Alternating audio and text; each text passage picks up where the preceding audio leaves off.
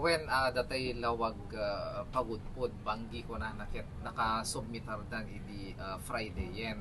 Ket na-explain met kanya da nga since the closure order nga na-i-issue rumbeng to nga dapat adamet datay leave order nga mapermaan met iti local chief executive tapno maikat iti bisa na di closure order at the same time subject for inspection kasi at parang nga new business nga min detoy. Ket no new business ka adano kati ko na tayo nga permits and licensing inspectorate team nga ma-inspect da ti schedule tayo dito ket every Tuesday and Thursday. Iso nga into no bigat ma-inspect dito lawag banggi. So in other words, santo lang maikan iti business permit no nakapasayan tayo inspection. Kasi dati inspection team tayo dito ket grupo itinadumado mga opisina nga mangkita tinadumado mga aspeto tapno compliant iti maysa nga new business applicant. For example, ada BPLO tayo, ada treasury tayo, ada city health office tayo, ada planning office tayo, ada city engineering office tayo, ken ada BFP tayo no pa. So no agop kay amin dito nga opisina iti inspection team, that will be the time nga i-proceed tayo nga aggon nga mapanagbayad den datay fees na. And then after paying the fees, that will be the time na issuean tayo iti business permit. It's now an arrangement between the owner, can they say kastan, but for the business aspect on our part, akit legally speaking, saan nga mabalin nga ag negosyo, nga ag pakasera. So, on that aspect, akit kami masungbatan how the owner would resolve that. Basta kada kami, ang part of BPLO, no, awan ti business permit mo, you are not allowed to engage in a business. Actually, deto'y hangagaputa na ikan ti closure order na akit awan ti follow upen, ta amoy apo akit adu oray awan mata idzeng amin akit adu agibaga. So at the monitoring eyes idzay, ang digitay napaklusan, or chasin no man nga subject for inspection ket ma-monitor mi lata apo iso nga aglikos lata ditoy team tayo papailakadan da sir. So far iti BPL o aket awamet staff ditoy nga makita nga agilaklakad iti mesa negosyo kasi in unay ko idi nagasumak di last year nga awan agilakad dito. Iti lang ited tayo assistance. Datay normal assistance no adda iti concern, adda iti problema iti aplikante tayo, assistaran tayo. Haangket di nga datay mausar iti oras nga panag duty na iti gobyerno tapno isot kubra na nga agilakad.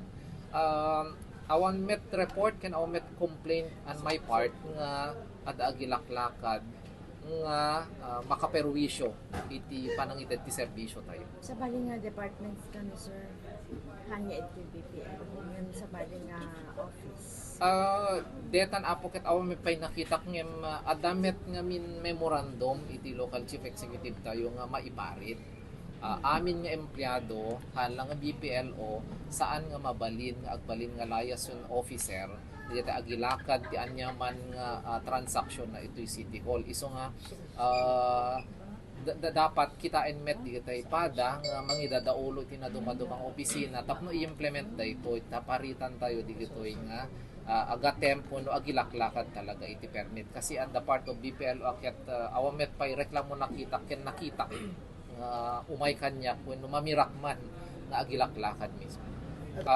When ado digitay i-check me digitay subject for second inspection, for first inspection, so tuloy-tuloy lata dito yung apo ta kastay ko na ni Mayor haan nga antay pur wenno antay anyaman nga kagulgura tayo wenno anyaman saan dito no dikit this is an anti illegal operations dito apo dito ket haan nga tay pamarigat wenno anyaman no dikit i-implement tayo lang datay no anya iti nasayaat ana iti safe ket anya iti dapat nga aramiden iti city government tapnon ag-complyment dito ta one aspect aket unfair kada gitoy naka business permit kada gitoy awan business permit na maikadua i-explain mi met kanya dang ang business permit ket seguridad da pay di sayen awan iti mangsita ken at least legally speaking agoperar da nga kosto.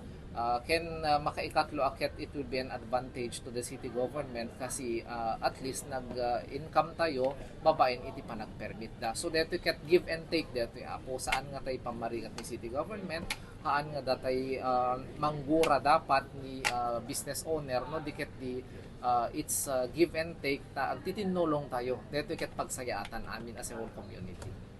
Record nga min nga adda iti second notice na dito ket actually haan nga datay agad-agad nga paserraan da ka adda due process na detoy. In fact detoy may sakit na notisan pa lang idi last year even nga nagtugawak di November at the first notice nan. So as early as even before November na notifyan deto yan. Okay, tapos nag second notice tayo manen. Okay, ti second notice no umay da ngamin tayo second inspectionen makita da awan pe lang di ka nagputi, awan pe lang iti inputim iproseso iti business permit mo ikandakat second notice. Oren ikang kat second notice hambit agad-agad nga mapaklosuran ka nakadado pela det ang aldaw kasi ti i-prepare met ti opisina datay ipa-approve mi pay laeng iti local chief executive nga digito ket recommended for closure kasi nga awan business permit da.